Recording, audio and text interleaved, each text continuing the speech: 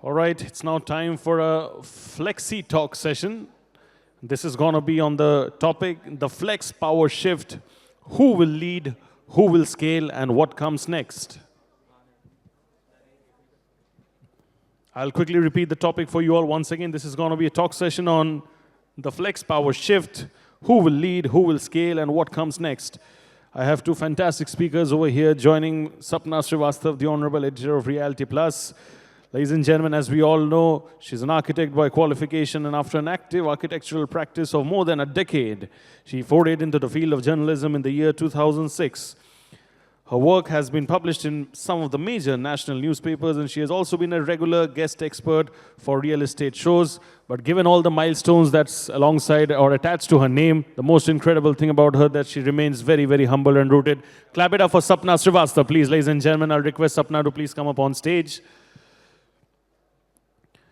To join Sapna on stage, I have with me a veteran leader with over 30 years of experience in sales and marketing across the telecom and real estate sectors. Known for his strategic vision and people-first leadership, he has held senior roles at leading organizations such as BPL, Mobile, Tata, Teleservices, and DLF.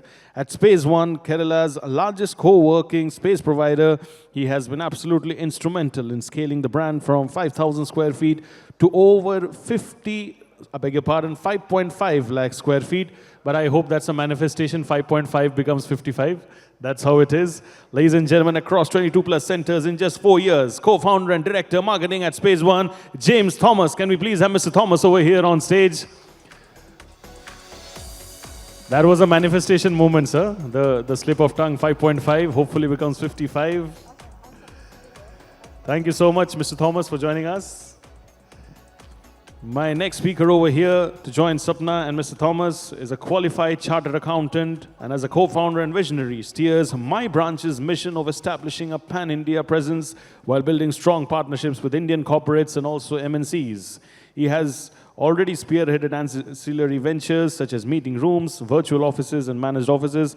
And starting with My Branch's first office space in Jamshedpur, it has grown steadily to 80 plus offices in 75 plus cities in India. He's committed to realizing his vision of opening over 300 My Branch Flex offices within the next 3 years. 300 is the mission for the next 3 years. I hope he gets to do 3,000 in the coming years.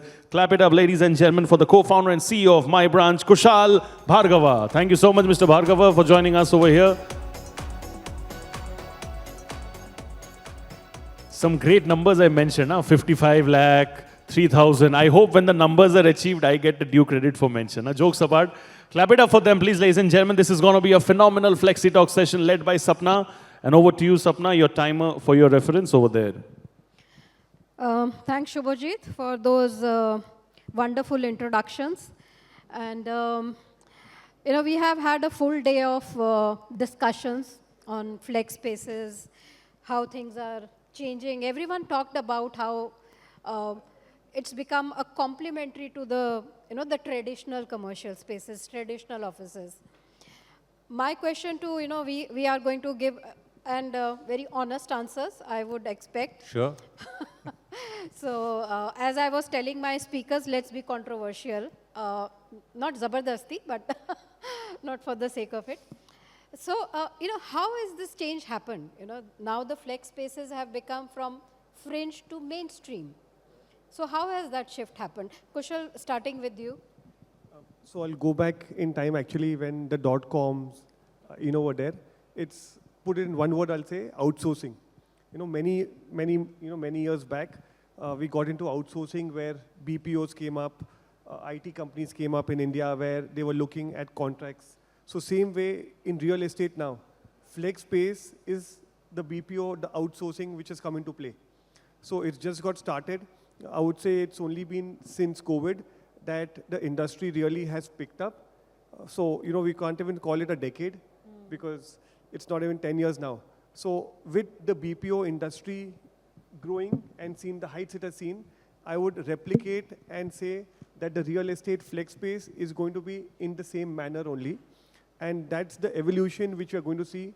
So when it started off with co-working, now it's managed office. People are talking about managed services also now. So there's been a lot of progression in the way how co-working has developed. And as an operator, I'm saying, on behalf of all the operators, that when you are working at around 80% plus of occupancy, it means you're doing a good job. Okay. So it also shows that there's an acceptance of the whole industry. So the shift has been because of outsourcing. Let the main guys whose forte is design, whose forte is better space management, let them work on that. Okay, fantastic. So that's what Kushal has to say, from BPO-led to now becoming the managed spaces. Yeah. What's your take on it? There was a perception among the companies and the people that flex offices are temporary offices. That is, in fact, after COVID, that is totally changed. In fact, if you look at the fast-growing organization, for them, nowadays the business is very dynamic.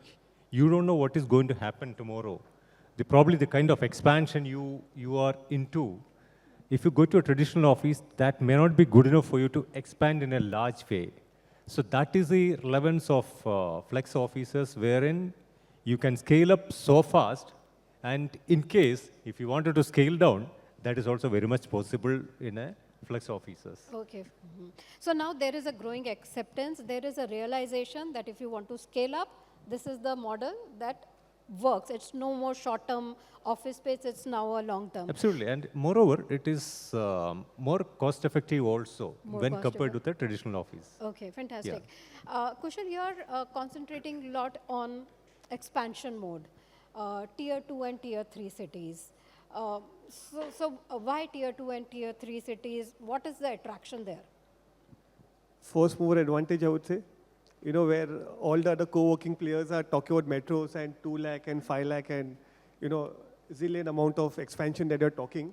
The tier 2, we've seen in the earlier sessions also, where the absorption has been less than 2 to 3%. So if you're able to get into newer markets and you're able to get a head start, it gives you a lot of confidence, especially in tier 2 where the customer base is very loyal. So, in a tier 2, they're not looking at too many changes. They're happy if they're able to get in early. Also, what companies see in tier 2 is that the cost is lower by around 30%. And how I come to that figure is basically in terms of salary. The salaries are lower in a tier 2, tier 3 city. The job opportunities aren't there so many. So because of that, even the attrition is lower. And also there's a marginal difference in terms of rental. So if you put all these three together, I would definitely say there's something like a 30% cost reduction, even if we talk about GCCs, we talk about large multinationals. There's a lot of play in tier 2. And what also is there is that the number of educational institutes are much better in these cities, than in the larger cities also. Right. So the talent pool availability improves. There's a better quality of life. So from an operator perspective, it is, I would say, definitely the first mover advantage because the amount of supply isn't really there. So if you're able to take up the supply faster, the business is just going to be around the corner. So tier 2, 3 cities, as Kaushal says, the demand is there, but the supply is not that much because most of the big brands, flex brands, they want to concentrate on the metro cities. And that's where, Kushal Bhargav is now tapping into. James, you are, as you mentioned that you are, you have a strong hold on Kochi, you have, and you are in other southern states. Do you think the regional player has a more advantage to a person who's, coming from different cities, opening up one center? Yeah, Space One is operating from most of the southern Indian cities like Bangalore, Coimbatore, and Kerala, Cochin, Trivandrum, and all these places. The advantage for a regional player is that they have a better deep knowledge about the markets, in fact, and they know what exactly the client is looking for. And so, of course, from a client perspective, regional players definitely can give them better real estate solutions because they know every nook and corner, and probably they can get a better deal also from the local landlords. So that could be an advantage for the local, regional players, in fact. Okay. Yeah. So just to add, I think what's also important is that the regional players get relationships and emotions, because they're right there. They know how to manage the emotions of the customer who's sitting there with them. So that brings a lot, a lot of confidence to the client who's there, that if there's a problem, he can just reach out to the person sitting right next door. Right, Which right. a larger player really it runs more of a structure. It's more of, logging the call and going through that system. Right. So regional players get in a lot of emotions and a lot of stability into the client sentiment. Being local works in favor of them, yeah. But a lot of talk has been happening about a lot of people are going asset light, a lot of people are doing acquisitions also in this segment. How is this, again, we have spoken about it, but the investor, the landlord, and the flex operator. So all these three stakeholders, plus let's say the client also. So these three, the four stakeholders in this ecosystem, how is the relationship changing among all the four? So James, starting with you. Earlier, it used to be operators were considered to be tenants, just like tenants. Now, the approach is more of collaborative in nature. Like a good flex operator can definitely enhance the asset value creation for the landlord, because he can get multiple clients, his occupancy level goes up, and it is nowadays the landlords are, instead of calling as a tenant, now they would like to partner with the flex operators in the business. Okay, fantastic. Yeah. And in terms of investors and all, how this relationship is working out along with landlords? So I would say basically now the landlords have become the key player in the whole ecosystem, because believe it or not, a lot of places, the landlords are only the operator. And in many places, the landlords are also the investor. Yeah, a lot of developers have also now come into this segment, yeah. So because of that, the whole industry is revolving or leveraging more towards the people who have the supply. And also over a period of time, it's no more for a landlord or a builder, it's no more about rent realization. Now it's more about revenue collaboration. They are ready to take the risk. They are ready to partner, as he mentioned, that, landlords are now they're not looking at tenants, they're looking at partners. They're looking at how they can increase the footfall, how they can get better brands, because that is something which they don't have, within their DNA. And when you come to investors, it's a difficult play right now at the moment, is because this business is very heavy in terms of asset. And in terms of returns, they're yet to come. So from investment, I think investors have to be a lot more patient at the moment. Okay. But there is still a lot of money being pumped in. In fact, we had 4 to 5 IPOs last year, from the flex space. And yeah, I think, the whole ecosystem is evolving. Right, that's right. Now, again, as we were talking earlier, there are more than 500 co-working brands or players in the system. Do you think it's time for consolidation in this segment, both of you? From my point of view, we feel sustainable and disciplined growth is more, appreciable, in fact, rather than heading for a big time, very, very, large expansion. I think your business has to be sustainable. You need to look upon your occupancy level. Yeah. So that is more important. So sustainable and disciplined Absolutely. growth is what, Absolutely. that is how one can Absolutely. scale up. In fact, people like us, we always focus on asset-light, structures wherein we would encourage the landlord to do the fit-out as per our specifications, so that we can expand in a larger way to larger markets soon. Right. So that's what we are. Asset light and disciplined approach. What do you have to say, Kushal? So I would not say it's time for consolidation, because, I'm looking at it a bit differently. The reason is because as of now, there's enough food for everyone. So it's not that, someone is not getting the growth.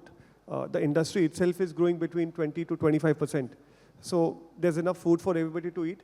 So consolidation will happen only when there's a stagnation in terms of revenue, there's a stagnation in terms of solutioning, or there's stagnation in the industry.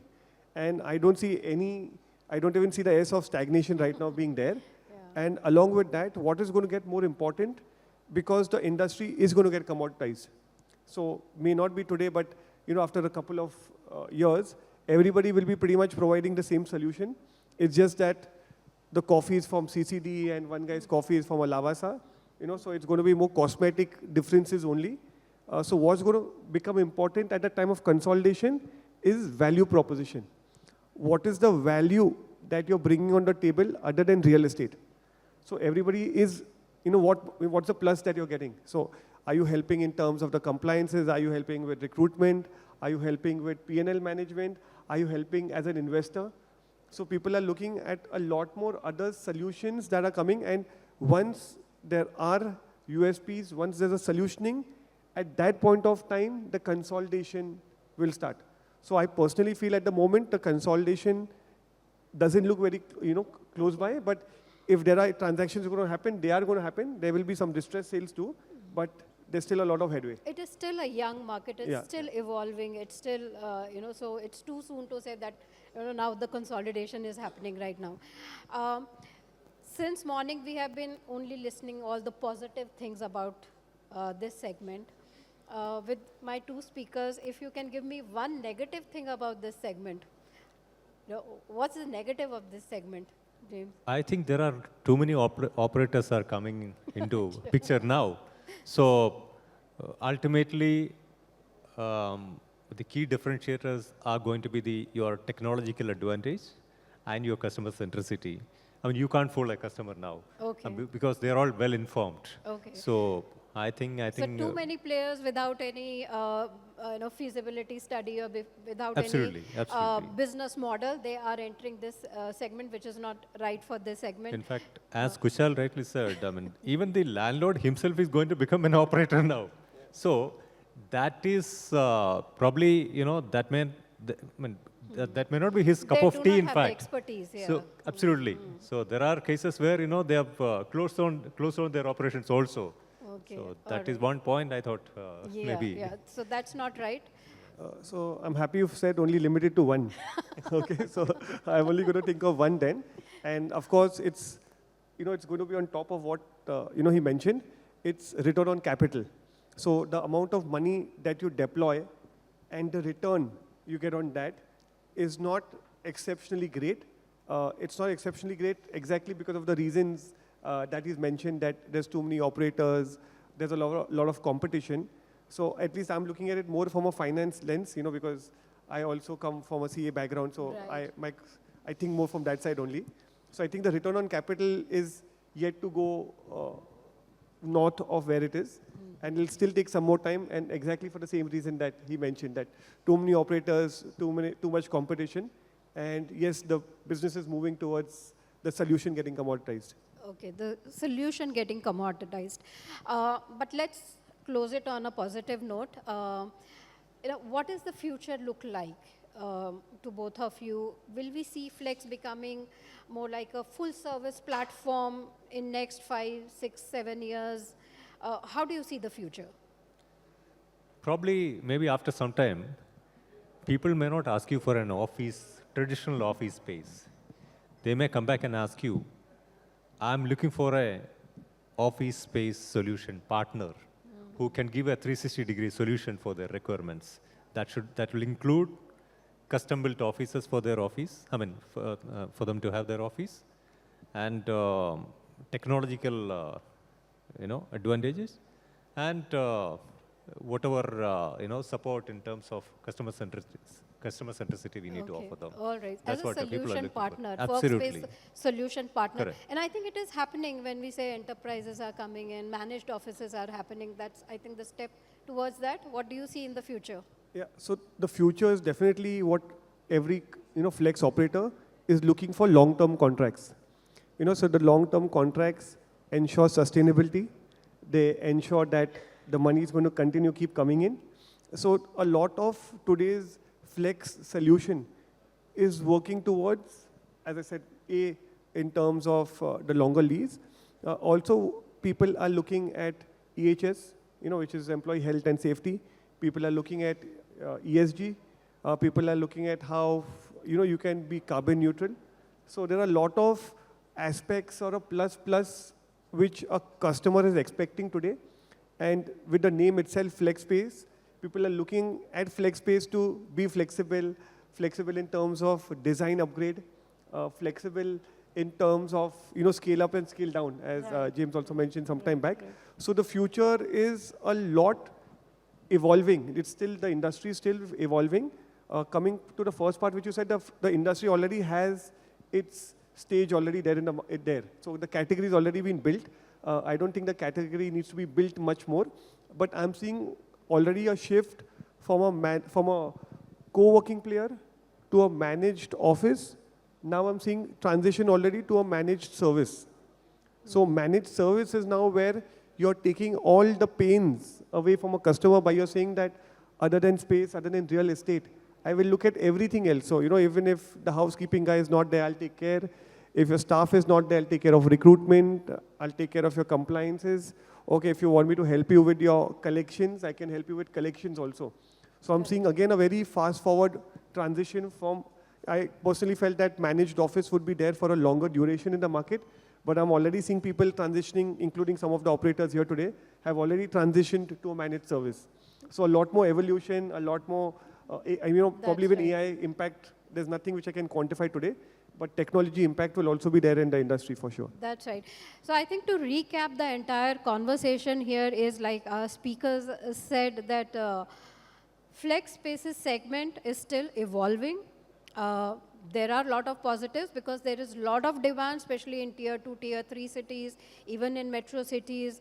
The regional players are getting very strong, like Space One. Demand is there. A lot of players are also coming in, but yes, we need to have more perfected, disciplined business models.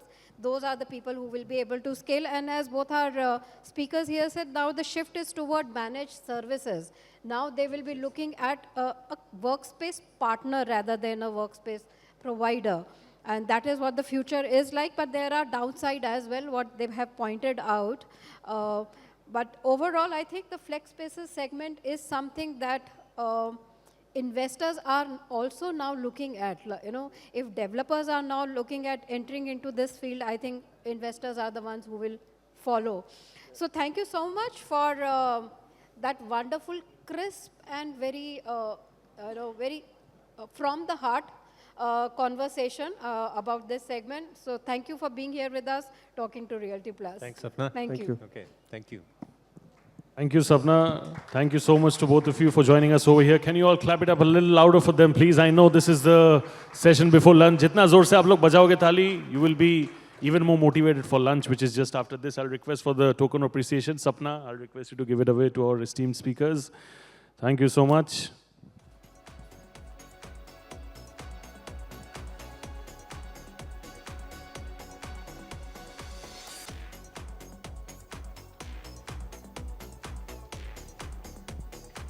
We would like to do a nice group photo with this fantastic trio. Thank you. Yeah.